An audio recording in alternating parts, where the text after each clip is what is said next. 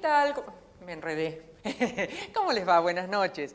Bueno, fría noche de invierno, pero caliente el cierre de internas, de listas en realidad. Bueno, es un paso más, es parte de la democracia, las PASO. Santa Fe en esta oportunidad presenta al menos los tres grandes sectores, van a tener internas. En el caso, como usted sabe, de Juntos por el Cambio, va a haber 4 listas, las hay ya confirmadas. En el caso del peronismo, que parecía que era la que iba a ir con lista única, ¿no? Bueno, no, finalmente, y ahí está esto que digo de calentito, ¿no? Porque apareció fuerte las primeras declaraciones del candidato a senador Agustín Rossi. Hubieron negociaciones hasta ese sábado, o al menos las primeras charlas en realidad, ¿no? Con Omar Perotti fueron el sábado a la tarde, no se pusieron de acuerdo. Y bueno, y aquí están las listas y ahora harán esta campaña hasta en septiembre votar. También pasa lo mismo con el sector que ahora se llama Frente Amplio Progresista, como era hace mucho tiempo en la época de Wiener, ¿no? Clara García ocupa el lugar que era de su marido, de Miguel Lifchi, ¿no? Y bueno, va a la contienda contra otro histórico del socialismo que también armó su partido, que es Rubén Giustiniani. Es decir, hay pesos pesados en esta jugada política.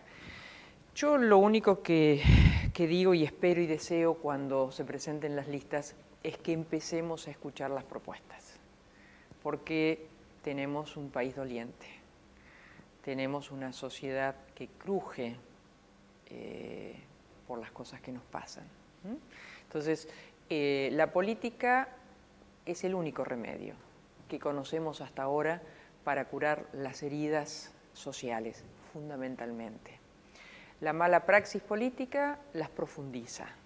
Entonces, ojalá podamos elegir candidatos que estén contándonos, pero con bases reales, lo que piensan, en este caso, para hacer desde el Congreso de la Nación a la hora de intentar que nuestro país, que se ha achicado tanto. Fíjense que Argentina tenía el orgullo de su amplia clase media y ahora tenemos una amplia situación de pobreza, de marginalidad, de exclusión.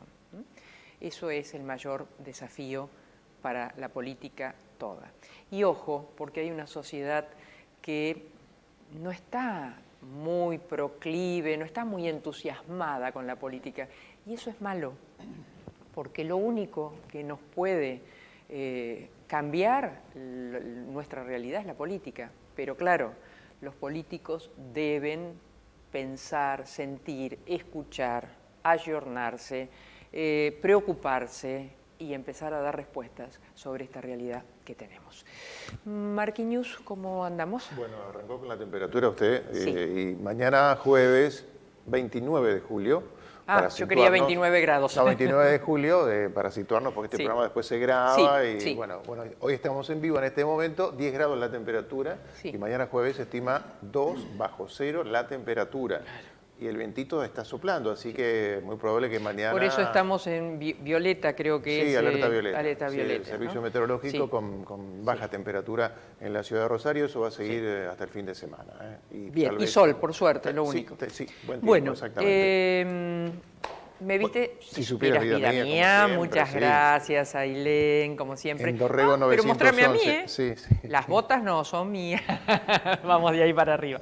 Bueno, 341-542-8348, el WhatsApp celular de Si supieras, vida mía, Dorrego 911, y su cabecita del lado de afuera. También. Mira, dicen cabeza y te ponen a vos. No sé qué pasa, diré. Yo. Bueno, muchas gracias. Lo mío hay poco por hacer, ¿no? Una Navarra tal vez. Cecilia y Patricia, 341-635-0863. Bueno, Marcos, ¿quién nos visita en esta primera media hora? Eduardo Del Monte, coordinador general de la Corriente Clasista y Combativa Rosario, organización social de obreros ocupados, desocupados y jubilados que defiende las reivindicaciones de su clase, de pueblos originarios, jóvenes y mujeres. Es obrero industrial metalúrgico. En el 98, junto a 100 compañeros, quedaron sin trabajo. A partir de allí se sumó a un grupo de mujeres en la lucha del barrio Santa Lucía para juntar necesidades e ir en busca de sus derechos. Gracias, Eduardo, por estar aquí. Y lo que nos faltaba, que recién nos dijiste, por primera vez también participás, o vas a intentar participar por una banca en el Consejo, en este caso. Sí, gracias por invitarme. No, por favor. Pero en este momento siempre la visibilización de lo más postergado está bueno porque hace un conocimiento de la realidad. Sí, hemos decidido con mis compañeros acompañar esta patriada que va a ser Carlos Delfrade. Una vez más. Sí, esta vez a presentarse diputado nacional, ya es diputado provincial. Sí. La compañera Mercedes Meyer, a senadora nacional, y bueno, estamos participando en una lista de concejales que encabeza Nire Roldán. También otro querido, pero miré vos, qué bueno, es compañero mío en la radio, en el ET3. Claro, bueno, y luchador por los derechos de los inquilinos, claro. Contra los tarifazos. Hay una compañera en segundo lugar, Nazarena Galantini, que es la coordinadora de la campaña por la declaración de la emergencia en violencia hacia la mujer, que ha tenido una destacada participación en ese tema. Y bueno, y yo hay una compañera, Claudia Semino, que es dirigente de ANSAFE, de docente primaria, y compañeros originarios como Liliana Galeano, Fabiana Gómez, de los barrios originarios acá. Que, bueno, lo interesante de eso es haber armado una lista de luchadores sociales, gente que no es que nos metemos en esto porque queremos trepar hacia ningún lado, sino ni porque seamos conocidos, sino porque de alguna manera es buscar una herramienta más, la lucha que venimos haciendo de toda la vida y la que vamos a seguir haciendo cuando esto pase, o durante Eduardo, también. Para ponernos en tema, vos eras un obrero metalúrgico, no sé si eso se abandona, tal vez seguís siendo adentro tuyo todo lo que aprendiste. Hoy no sé cómo sería con la tecnología, Yo ¿no? extraño la fábrica. ¿Extrañas la fábrica? Sí, porque era un lugar... primero que creo que el trabajo es lo que a uno le permite realizarse como persona. Creo que eso es fundamental, el desplegar conocimientos, ver el producto de lo que uno hace, pero también la relación con los compañeros, la vida, eso tiene mucha vida interna, y esa cosa de todos los días, esa pertenencia, que la tengo aún, pero de otro modo, digamos. Yo he tenido que hacer un aprendizaje, porque la realidad es que yo nunca pasé por una situación de hambre, pero porque siempre fui obrero industrial, trabajador. El tema es que mis compañeros, uno se ha encontrado con una realidad que en Rosario la viven centenares de miles de personas, 500.000 pobres en Rosario. Es tremendo en una ciudad como esta tan rica, que bueno, he aprendido de las vivencias de los compañeros y de ir involucrándonos. A ver, tu vida era la vida de un obrero calificado hasta el 98. Que Sierra Dana, ¿así fue? Claro, sí, nosotros también siempre luchando, digamos, nunca tratando o sea, siempre tratando de buscar una mejoría y un país distinto. ¿Tenías actividad política, sindical antes de ese hecho que te cambió la vida? Claro, nosotros teníamos organizado las agrupaciones clasistas en las fábricas. De hecho, la corriente nace, en realidad nace el movimiento obrero ocupado, cuando aparece toda esta devastación que hubo de las industrias, en la época del menemismo, nosotros, y aparecen las puebladas como Cutralcó, empezamos a discutir la necesidad de ayudar a organizar eso porque eran millones de trabajadores que quedaban sin nada.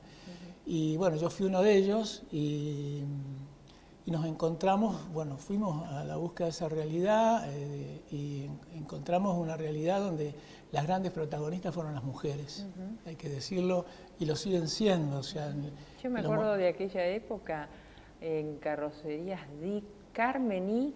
Sí, yo las conocí también. Ahora sí, se me va el otro nombre, no pero como, digamos, como un símbolo de tantas otras mujeres, ¿no? Sí, bueno, evidentemente la mujer, no sé bien, yo creo que es la misma sociedad la ocupa en un lugar, la pone en un lugar que si bien en la vida cotidiana la encierra, pero también el tema de la defensa de los hijos, y eso hace que no le tema a nada y han salido a luchar. Y decime, Eduardo, después de, bueno, de eso, ¿no? De esa carpa, de esa resistencia, de esos 2 meses, ¿volviste alguna vez al trabajo formal?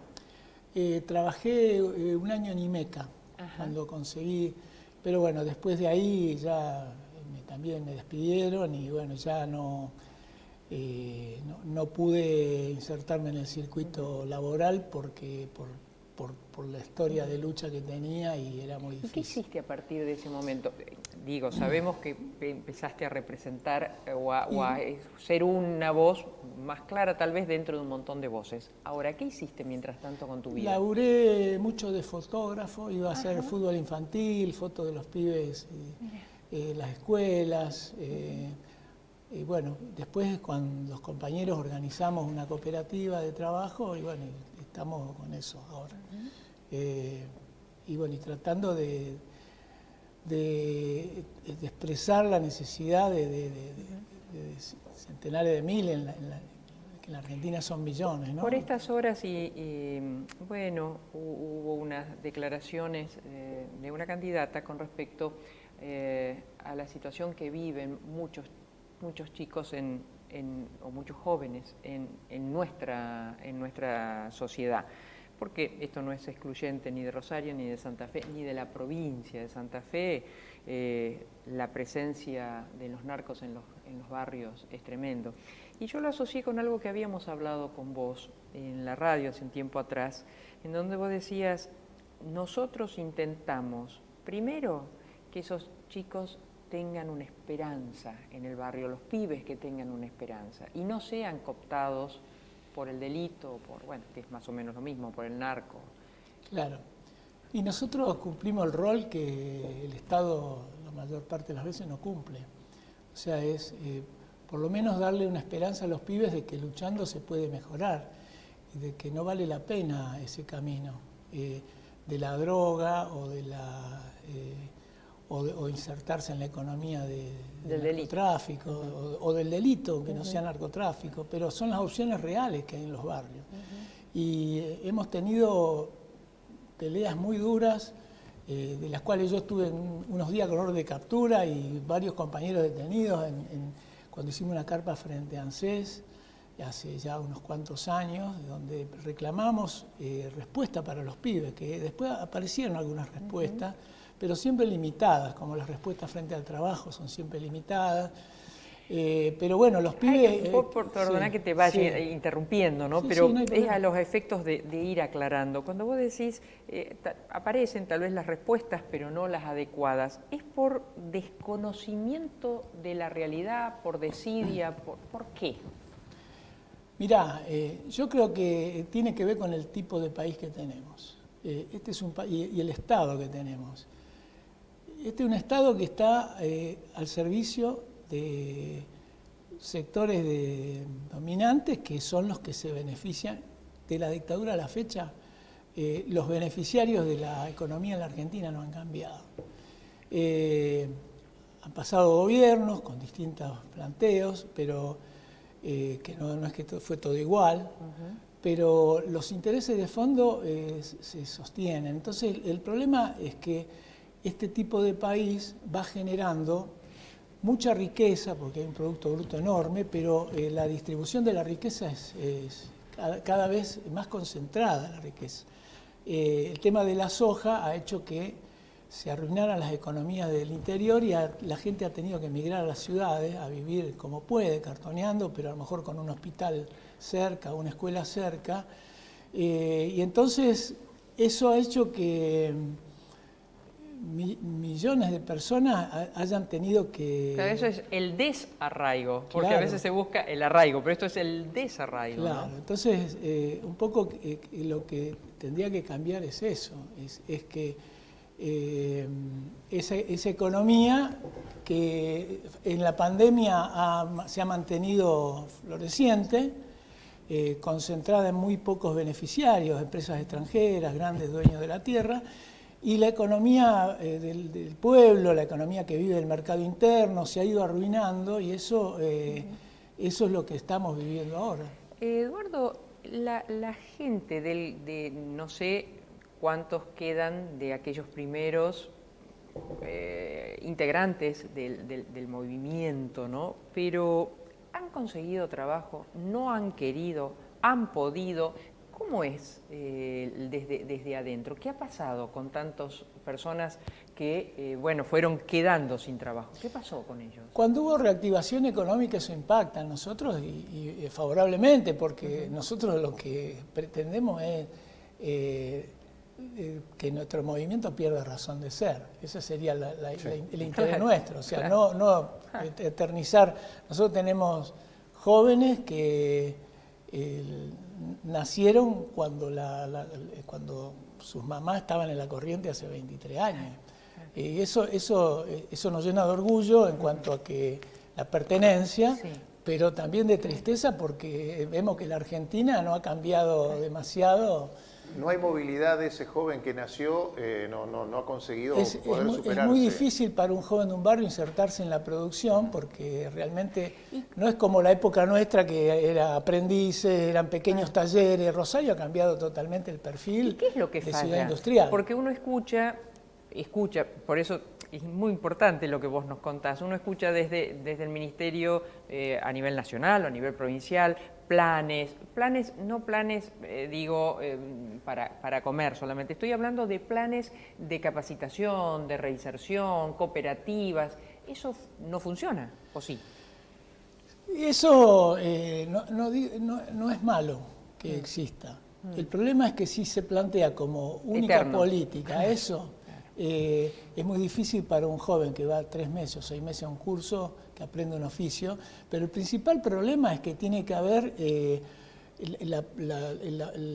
la industria, tiene que haber una economía que tironee para adentro a esos pibes, porque si se pide trabajo para tornero, para una cantidad de cosas, la propia necesidad va imponiendo la capacitación. Claro. Pero decir, te capacito para salir a la nada, que es el mercado que tenemos ahora, donde muy pocos pueden conseguir insertarse en un trabajo formal. Además, toda esta reactivación que ha habido tiene que ver con mucho laburo informal, mucha precariedad, con pocos derechos. Mucho delivery, ¿no? Claro, los pibes que van en las bicicletas, ¿viste? Como vos decís, este pibe tiene laburo, sí, tiene laburo, pero tendría que ser otra forma, ¿no? Me hace acordar, y vos te vas a acordar, Eduardo, cuando fue Somisa, la madre de todas las industrias siderúrgicas, sí, que se privatizó y demás, cuando echaron a tanta gente, bueno, con eso que le daban, kiosco y taxis eran en aquel momento, ni siquiera remises, y así también se fundieron, y así también quedaron sin saber qué hacer. Claro, eso fue lo que pasó en Cutralcó, que YPF privatizó, se privatizó YPF, hicieron el retiro voluntario pensando que contaron con un montón de dinero aparentemente, pero después eso... Cuando vos le decís a los chicos con los que hablas, a los pibes de los barrios, ¿no? Le decís, vengan con nosotros, no se dejen seducir por las voces de los narcos, del delito o de la plata fácil, no sé, sí, cómo es tu discurso concreto sobre ellos. ¿Qué te dicen? ¿Te escuchan? ¿Qué te dicen? Depende, pero creo que los pibes tienen un interés genuino en tener una perspectiva, un futuro. No es que los pibes están conformes. la juventud siempre ha sido rebelde y creo que el tema de la droga ha sido un gran controlador social, que se ha metido en forma barata en los barrios para que esos pibes, en vez de la rebeldía natural que le da el hecho de ser joven y buscar una cosa nueva, no resignarse, termine en una resignación o en un callejón sin salida. Nosotros lo que le ofrecemos a los pibes es una perspectiva de decir, bueno, hay que luchar, no hay que conformarse. Y bueno, sobre todo creo que los pibes y los grandes lo que encuentran con nosotros es la dignidad de ser considerados como personas que se merecen otra cosa y entender que el problema de lo que aparece como un fracaso individual en relación a no poder insertarse en el trabajo o a veces en el estudio, no es tanto un problema personal, sino un problema social que requiere cambios políticos. Y eso, bueno, eso es lo que nosotros Y a propósito, transmitimos. ¿qué piensan de la política en general? ¿Nosotros o los chicos? No, los chicos. No, tengo claro que... Claro, ¿no? Para mí la política es buena y tratamos de decir eso. Después hay distintas formas de ver la política. Nosotros la política como la vemos y lo que transmitimos es unirnos, buscar poner el debate en donde están las raíces del problema. Y hay una política que busca esconder el problema y que de alguna manera nos peleemos pobre contra pobre. Y en realidad lo que nosotros decimos, no, el desocupado, el trabajador, el comerciante, el pequeño industrial en este país, si bien somos diferentes, tenemos intereses comunes, que es una Argentina que alguna vez tendríamos que ser dueños nosotros de esto, como lo soñaron en 1810, que ese proyecto fue derrotado, una oligarquía que después masacró a los pueblos originarios, se adueñó de las tierras y se alió al capital extranjero y nos endeudó para poder subsistir dirigiendo a la Argentina y beneficiándose. Esa es la raíz del problema. Entonces nosotros tratamos a los pibes transmitirle eso. Y los pibes escuchan, les interesa. El problema es que hay todo empuja a una despolitización, digamos. No es como yo, tengo 64 años, yo viví otros momentos en la Argentina, donde, bueno, la juventud se involucraba, ahora también se involucra, pero siempre es más difícil porque hay mucha presión hay mucha presión para el individualismo, para el sálvese quien pueda, y contra eso combatimos nosotros, porque ningún sector social en este momento, en este tipo de país que tenemos, tiene salida solo. Ni los comerciantes se van a salvar solo, ni los desocupados solo, ni los trabajadores solo. Acá aún el trabajador está ahí al borde de la línea de la pobreza también. Claro. O sea, aún y con algunos, trabajo, ¿no? Algunos están en la pobreza. Por eso. Pues, si no, no habría tantos pobres, si hay mucha gente que trabaja, pero la gente que labura, también el salario, además con la inflación que hay y todo, cada vez le alcanza menos para vivir. Eduardo, ¿cómo es tu familia? Yo tengo 3 hijos. Tengo 2 hijos grandes. ¿Se pueden mantener? Sí, han estudiado. La mayor es psicóloga, el que le sigue es el profesor de historia, y la nena, que tiene 13, bueno, empezó la secundaria. Y la verdad que estoy muy contenta con mis hijos, porque la verdad que discutimos siempre, de todo, por ahí más con la nena, ¿no? Mira, sí, que está en la rebeldía. Muy cuestionadora, sí. Pero tenemos, y me alegra que sea así, porque uno lo que quisiera es que la gente piense con su cabeza propia, y bueno, todos mis hijos piensan con cabeza propia, y ellos han peleado su proyecto de vida con independencia, ellos han peleado esa independencia que la tienen y de alguna estar orgullosos. Yo sé que a veces es molesto para propios y extraños, a veces cuando ustedes cortan, a veces cuando... Ahora, me pregunto, ¿de qué otra manera podrían visibilizar esta situación?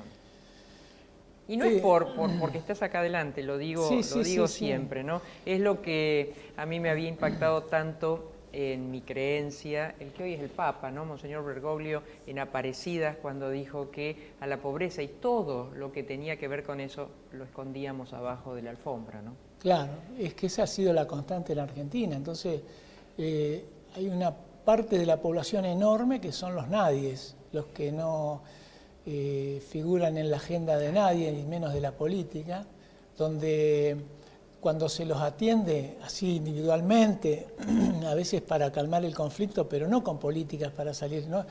El único que dijo que iba a sacarnos de la pobreza era Macri, y mintió como ninguno, pero no hay una propuesta de decir, acá en Argentina hay mucha riqueza y es una inmoralidad que haya tanta pobreza. Argentina produce alimentos para 10 países como el nuestro. Nosotros vemos pasar delante de nuestras casas los trenes, los camiones cargados de soja y de otras cosas que se van por los puertos que son extranjeros, por el río que lo controla una empresa extranjera, por barcos que son extranjeros. Y acá la gente ve pasar eso y los ratones son más gordos que los pibes de los barrios. Esa es la realidad.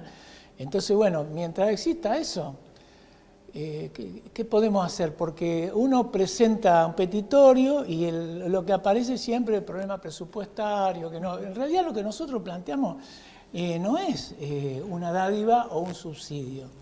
Nosotros somos enemigos del subsidio. Nosotros entendemos que el subsidio crea clientelismo y pasividad. Y nosotros lo que queremos es que la gente consiga un laburo y que el Estado facilite la posibilidad de tener un laburo, porque ese laburo le genera a la persona el derecho a vivir mejor, le da la dignidad.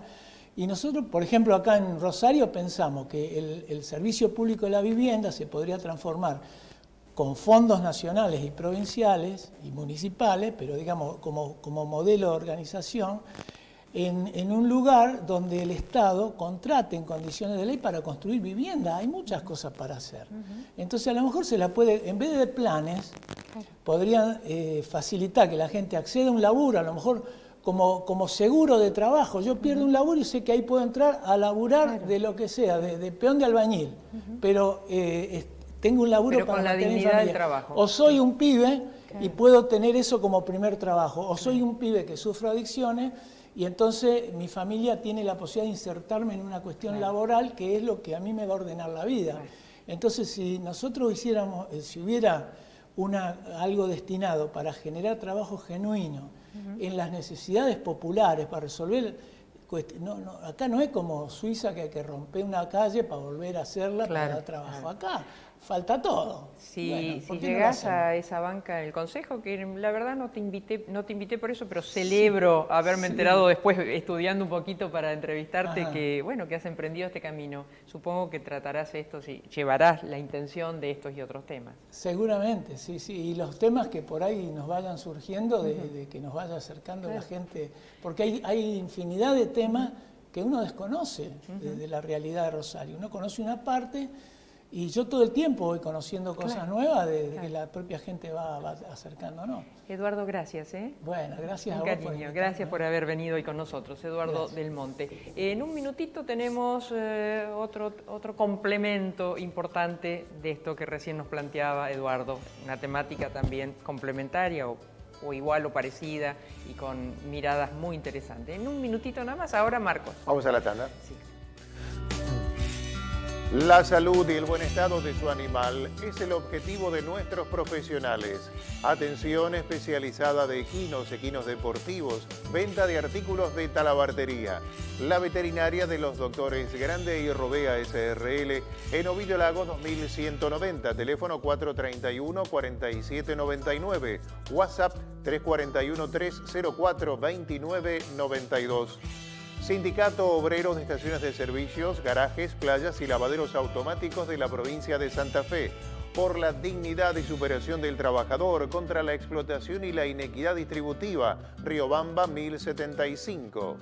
Sindicato del Personal Embarcado, de Dragado y Balizamiento. Una sola voz en los puertos. Por la unión de los trabajadores portuarios, marítimos y navales. Joyería España, las marcas más destacadas en Joyería España. Siempre un paso adelante. Joyería España en España y Ceballos, teléfono 448-8413. La educación es un compromiso de todos. UDA, Unión Docentes Argentinos, Seccional Santa Fe, en Rosario, Ovidio Lago 2663.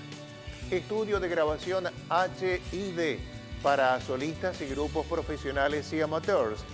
Estudio de grabación HID, también pistas para los cantantes. WhatsApp del estudio de Eduardo Pedruelo, 3416-418000.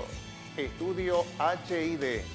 Clínica de Estética Propiel de la doctora María Inés Ramírez.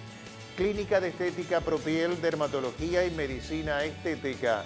La doctora María Inés Ramírez en Salta, 1995. WhatsApp 3412-612703. La responsable del rostro de nuestra conductora. Sí, si estuviera en una lista, la voto. Con B corta, ¿eh? Hace 60 años, Bertini diseñó su primera sembradora. Hoy, con la más alta tecnología, fabricamos la mejor sembradora neumática para granos gruesos y finos. www.bertini.com.ar. Consejo Municipal de Rosario. Escuchar, dialogar, proponer, legislar. Un consejo en movimiento. Sport 78. Somos un sentimiento. Nunca pudimos parar. Vamos, que vamos al mismo lugar. Para eso que querés cambiar, estás necesitando un préstamo personal del Banco Municipal. Es fácil y rápido de sacar y te otorgamos hasta 1.500.000 pesos. Solicítalo en nuestras sucursales o en bmros.com.ar. En el mes de la amistad, vacunate, amigo. Vacunate, amiga. Anotate en Santa Fe Vacuna para recibir tu turno. Rosario se cuida. Municipalidad de Rosario. El tango y sus avenidas. Milonga sentimental. El tango y sus calles, todas transitadas sin atajos ni barreras. Como ninguna. Grupo Contrastango. Tangos, valses y milongas que fueron y serán. Soy solo un pájaro perdido. Visite nuestra página web contrastango.com.ar. Contrataciones 3416-1879-93.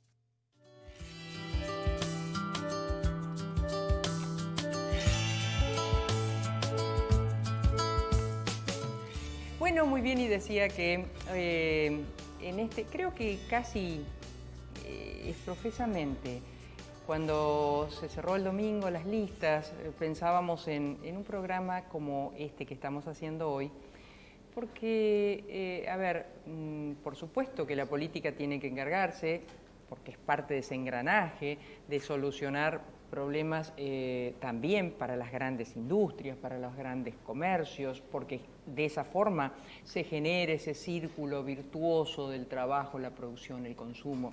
Muy bien, pero hoy por hoy, para eso, me parece especialmente, tienen que visualizar lo que está pasando aquí abajo, que cada vez es más grande y más amplio y tiene distintas aristas. Por eso primero charlamos con Eduardo del Monte. ¿Y ahora con quién, Marcos? Con el padre Fabián Belay, responsable de la Pastoral de Drogodependencia de la Arquidiócesis de Rosario, que sostiene a la comunidad de Padre Misericordioso en Ceballos 668. Se ordenó sacerdote en 2009, su primer destino fue la Catedral de Rosario, allí participó de las salidas nocturnas semanales a distintos puntos de la ciudad. Esa experiencia lo llevó definitivamente a ocuparse del tema de la drogadicción. Bienvenido. Gracias, padre. Gracias por venir y estar acá. La situación de la adicción y demás está muy emparentada, si bien nos atraviesa toda la sociedad, pero interpreto que a mayor vulnerabilidad, bueno, mayor presencia también, ¿no? Y vos estás caminando todos los sectores de los barrios más vulnerables. Vivís en uno de ellos. Sí.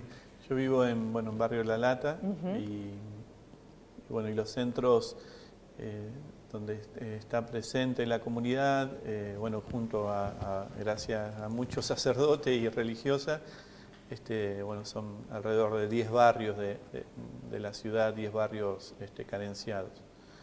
Sí, es verdad que muchas veces en la vulnerabilidad el tema de las adicciones toma una complejidad bastante grande, porque es una realidad que los barrios populares se convierten muchas veces en la mano de obra barata que termina siendo funcional a toda una estructura de poder y, bueno, y también de corrupción, ¿no?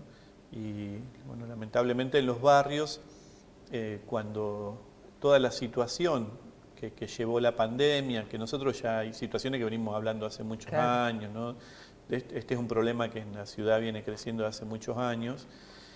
Bueno, la situación de la pandemia agudizó y profundizó toda esta problemática, porque bueno, la vuelve más compleja, porque a la hora de debilitarse la presencia institucional del Estado y también de las instituciones, porque las medidas sanitarias había que tomarlas y una realidad que había que cuidar la salud, pero eso, bueno, fortaleció la presencia de otros actores que ya estaban y que, bueno, ahora crecieron, se afincaron. Exactamente. Claro. Entonces, padre, me impactó el otro día esa reunión de distintos credos, entiendo yo, que hicieron en el cementerio El Salvador. La Piedad. En La Piedad. En La Piedad. En La Piedad. Sí. Una vez, creo que fue Lange, una compañera del diario La Capital, me parece que lo escribió ella hace muchos años, la cantidad de tumbas que, viste, que los cementerios tienen un espacio para las personas no pudientes, y que, bueno, eran cada vez más, y ella había mirado las edades, y las edades no superaban, no llegaban a 30 años. Sí, quisimos justamente hacerlo por eso en ese lugar. Muchas veces se dice que el tema de las adicciones en los sectores vulnerables termina en 3 lugares: en el hospital, en la cárcel o en el cementerio. Y bueno, esta realidad, lamentablemente, donde tal vez pase por los 3 lugares. Exactamente, se transita a los 3 lugares, ¿no? Lamentablemente, en ese sector, que es el sector para las personas sin recursos, ahí terminan muchos de los jóvenes de nuestros barrios, que en un momento ven el tema de la comercialización de drogas, lo ven como una posibilidad de salir de esta realidad de marginalidad. Eso también es así, ¿no? Muchos niños y adolescentes y jóvenes ven en este tema, porque uno a lo largo del tiempo va viendo que el que mejora económicamente, el que puede comprar su zapatilla, su celular, su moto, su auto, su casa, es el que está vinculado a esto.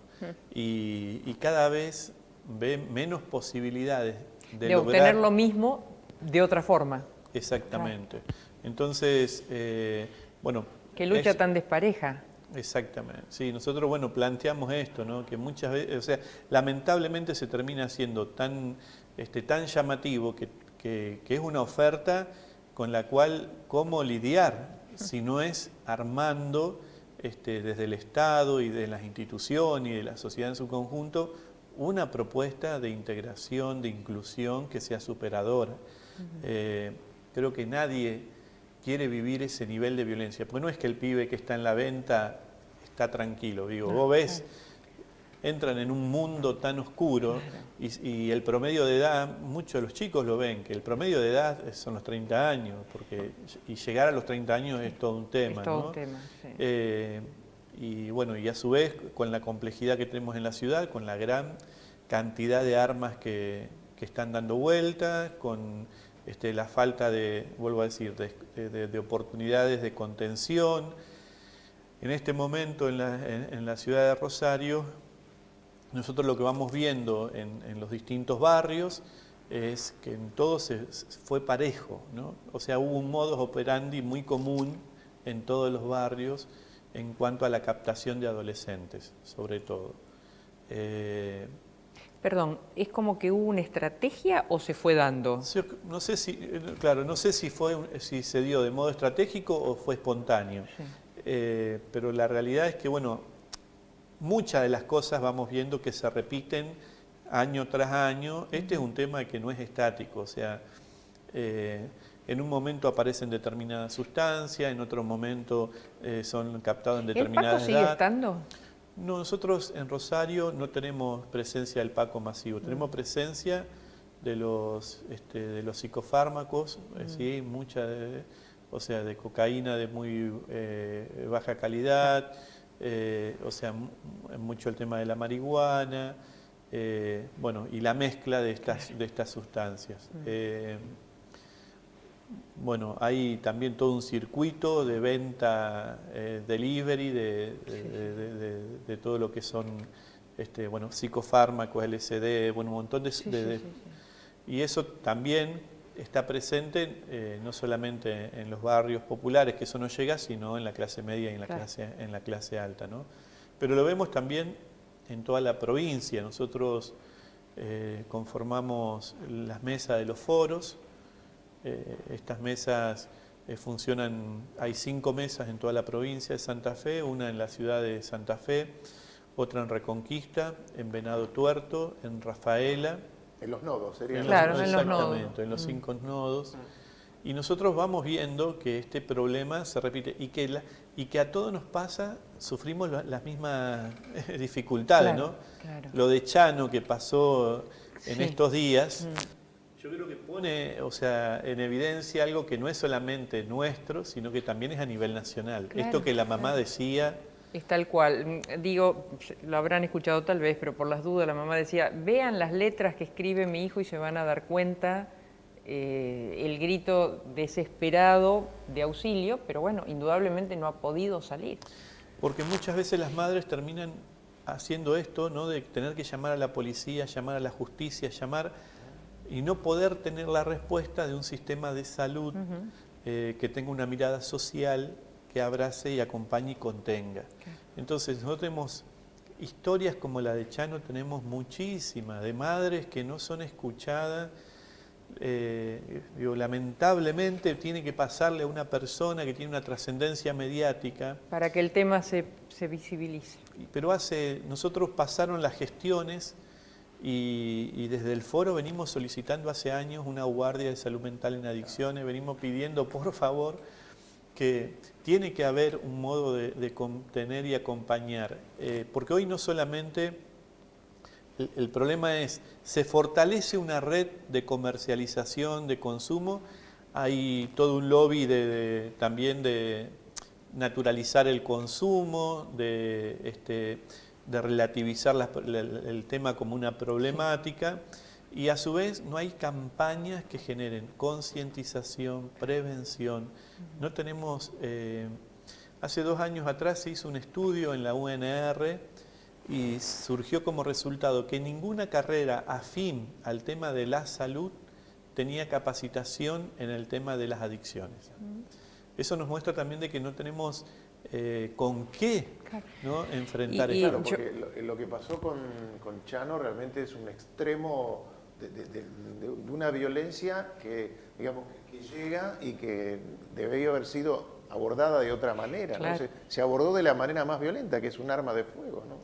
Porque no hay muchas veces... Yo iba a complementar, perdón, que dice Marcos. No, lo iba a complementar, que si los sectores de la salud no están, el Estado no los ha conformado para esa atención, indudablemente, seamos realistas, menos a las fuerzas de seguridad. No las ha preparado. Exactamente. Y pensemos, tal vez la universidad no ha preparado a profesionales para que aborden estas realidades que vivimos en una ciudad que tiene un sistema de salud fuerte, podemos decir, pero que tiene una presencia que muchas veces no da respuesta por no tener tal vez la capacitación. Y con esto también decir los protocolos, tiene que ir la policía y a veces los médicos tienen miedo porque no tienen herramientas para abordar esto. Y a lo mejor Chano en ese momento lo que necesitaba era un abrazo, una persona que le diera una palabra de contención, porque muchas personas que están brotadas por el tema de las sustancias, lo que menos necesitan es más violencia. Más violencia. Pero bueno, para eso vuelvo a decir, hay, digo, dentro de la psicología, de la psiquiatría. Nosotros creo que... Perdón, ¿has participado, te ha llamado alguna mamá en un momento así tan crítico? Sí, hemos tenido situaciones muy difíciles en las cuales la familia tal vez llamó al CIES o llamó a la policía y sin saber, y vuelvo a decir, y ahí encontrarnos con la situación de una mamá, de un papá totalmente desbordado por la situación. Muchas veces hemos llevado chicos a los hospitales polivalentes y tardar 5 horas para ser atendido. Entonces imagínense una persona con un cuadro así de brote. Estar en una guardia de un hospital 4 o 5 horas, intentando que la persona se calmara. Y cuando se calma y poder sostenerla, que se quede, es atendida, y el profesional que lo atiende, como no tiene un abordaje en este tema, termina atendiéndolo de un modo clínico como se atiende a cualquier otra persona, ¿no? Y termina siendo expulsivo el sistema muchas veces. Más allá de la buena voluntad del profesional. Padre, ¿y esto lo has charlado con las distintas autoridades? Porque esto, insisto, no es solo de este gobierno, viene hace mucho tiempo. En tu caso, ¿lo has podido charlar con los distintos referentes? ¿Y qué te dicen? ¿Por qué no se hace? Y no solamente, o sea, no es un planteo personal este es un planteo de una mesa en el que participan los padres, o sea, participan madres participan varias instituciones. Creo que es difícil la decisión política, vuelvo a decir, porque muchas veces este no es un tema en agenda. Es así, ¿no? Son temas que son personas invisibilizadas. ¿No es un tema en agenda o no es un tema que reditúa en Creo que lamentablemente estas miradas cortoplacistas, de no pensar a largo plazo en un proyecto de qué sociedad queremos, creo que lleva a esto, ¿no? Decir, por eso el rol del Estado después lo termina ocupando el narco, ¿no? Sí, que porque el que brinda para el barrio lo que le está haciendo falta, ¿no? Sí, creo que también en ese sentido es un desafío, porque no es solamente abrir una guardia en salud mental y en adicciones, es fortalecer la prevención en las escuelas, es pensar cómo tiene que funcionar una escuela en un barrio marginal. También tenemos que pensar, decir, ¿cómo tiene que ser la escuela de un barrio? No puede seguir teniendo la misma estructura que una escuela de clase media, clase alta, o no puede tener la misma estructura que hace 100 años. Tiene que tener hoy un abordaje que realmente genere una inclusión. Nosotros proponemos las escuelas de jornadas extendidas, donde el chico no solamente tiene las materias curriculares, sino que tiene recreación, inclusión, y que muchas veces hay situaciones en las que el chico hay que sacarlo de la calle, pero también hay que sacarlo de una familia. De la casa, que también vivió años y años de marginalidad y bueno, hoy no puede con esta criatura porque no tiene las herramientas ese papá y esa mamá, ¿no? Padre, también estás haciendo, y me gustaría que nos cuentes, creo que inclusive incluyendo personas que han podido, que han salido a la calle por temas de adicción y con tratamiento, bueno, se mantienen equilibradas y están en trabajo. Contanos lo que estás haciendo vos y tu gente en el Buen Pastor y bueno, en los otros lugares que están trabajando así. Bueno, en el Buen Pastor empezamos, bueno, la verdad que hace 2 años se empezó, muchos conocen el edificio. Y bueno, no es, el fin no fue poner en valor un edificio histórico, ¿no? Eso fue una consecuencia. El proyecto siempre fue con el obispo, generar un espacio. Nosotros no tenemos trabajo con las personas de la calle en el sentido de no teníamos hasta ahora un refugio. Perdón, inclusive personas trans.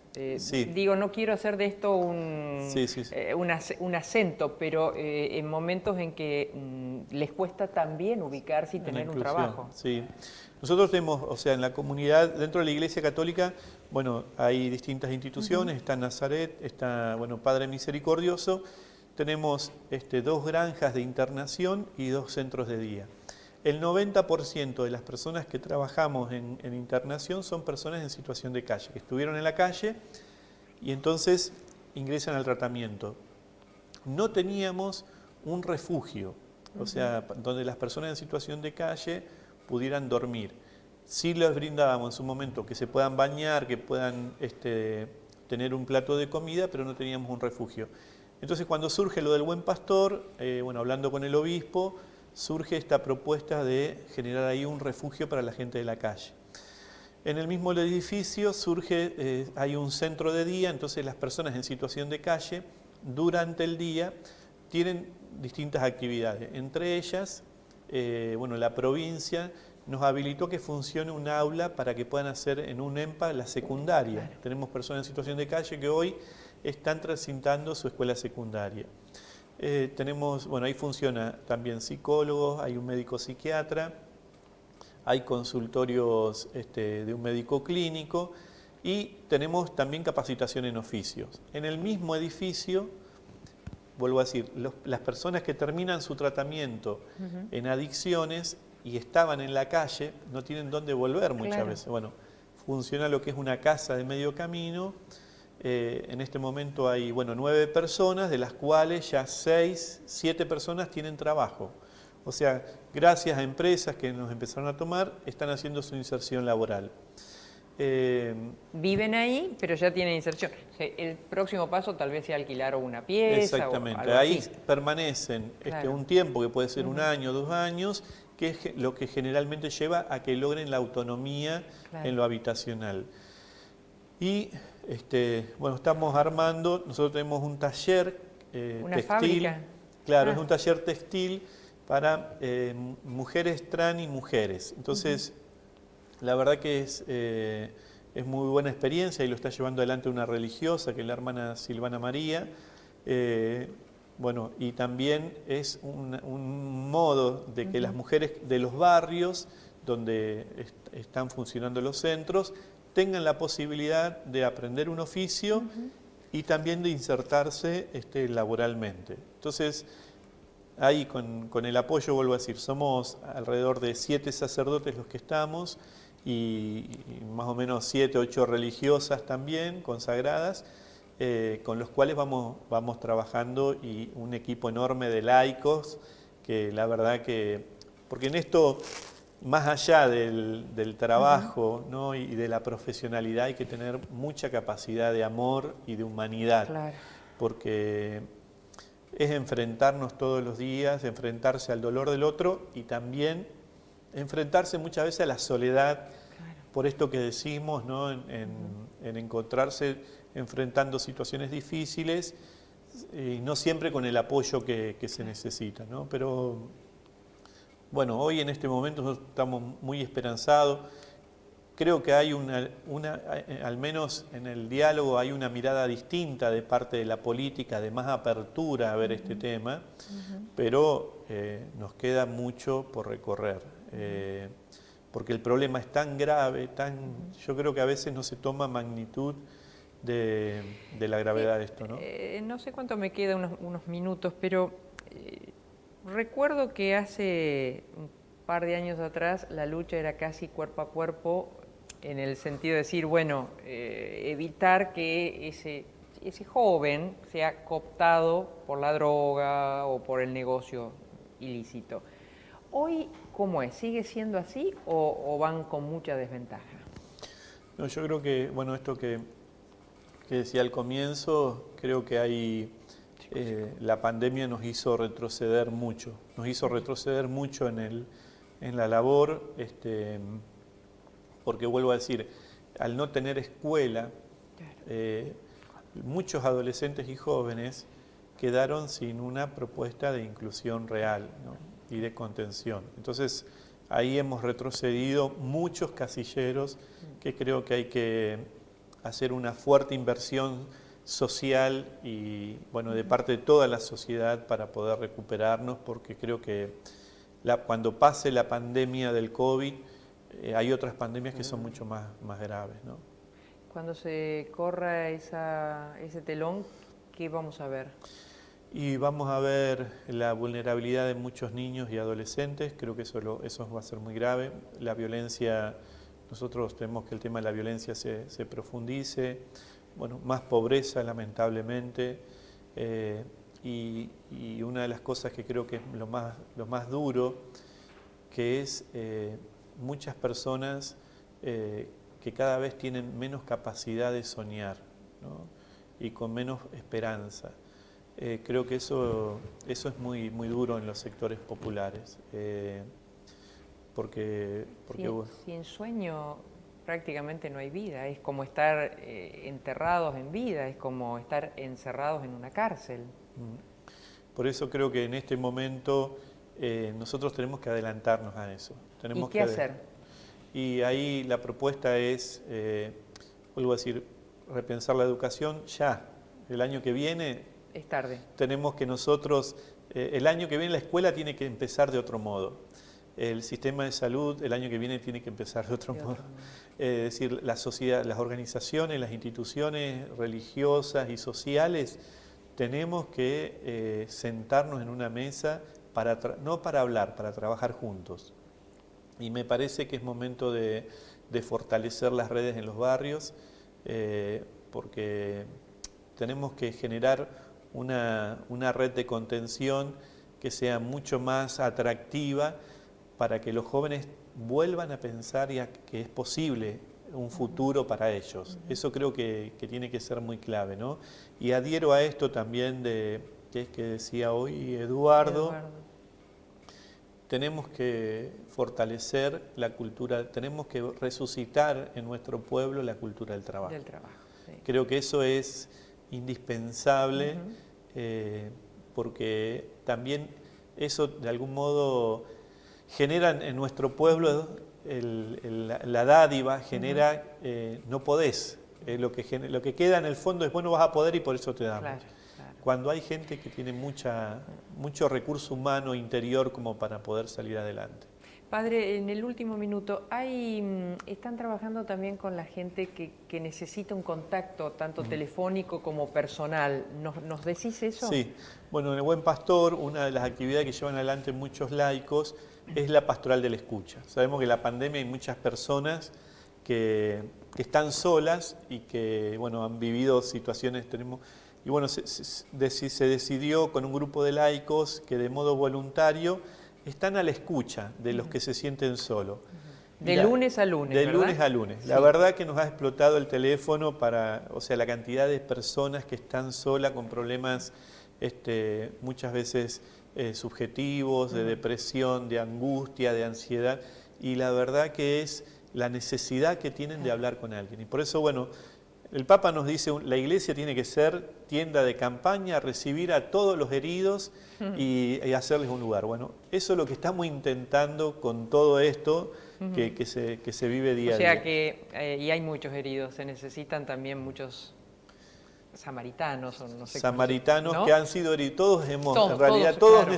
Estamos necesitados del otro y de dar también, ¿no? Y por eso no es que no es el oído de alguien que es un superado de la vida, claro, sino de un hermano, de un igual, de que un par, quiere, exactamente. Claro. Gracias, Padre, gracias Muchas por todo. Gracias. Nos estamos yendo, gracias, un programa tanto con Eduardo como con el Padre, con Eduardo del Monte, como el Padre Belay, como yo digo, con los pies puestos sobre esta realidad que algunos no querrán ver, otros no podrán ver y otros tal vez no la sepan ver, ¿no? Ojalá sea un granito de arena. Nos estamos yendo, Marcos. Sí, nos dirigió Alejandro Bofferi, las cámaras de Alejandro Ansaldi, Nelson Musto en sonido, también estuvo Andrés Arnoldo. Gracias a todos ellos. Y el Iris, por supuesto. Hasta el próximo miércoles, por supuesto. Gracias. Nos reencontramos acá por el Regional.